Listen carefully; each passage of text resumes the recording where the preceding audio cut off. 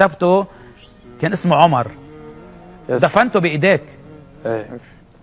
قد كان عمره؟ 8 سنين. كنت بالصالون بالبيت، سمعت صرخة، اختي شافته من شباك البيت، ضربته السيارة، رمته شيء 13 متر يعني. بالشام كنتوا بعدكم ولا كنتوا؟ لا بتركيا. تركيا.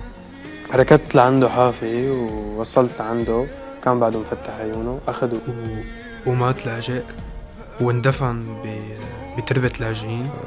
انعزلت شي 3 سنين بعد وفاة أخي عمر، 3-4 سنين. بهي العزلة لما أقول لك انعزلت يعني 3-4 شهور ما أشوف الشمس. حبست نفسك؟ إيه.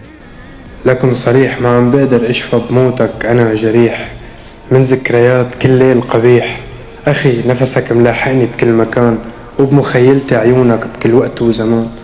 قبل وفاتك بدقايق جيت ضميتني، يا ريت أخدتني معك وبتابوتك خليتني.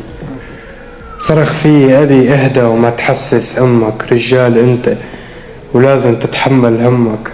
شفته مسطح على الأرض وروحه الطاهرة طالعة، والوحش ضربه واختفى ما شافه مرة، والحق راح والأخ ضاع وروحي ضلت معه.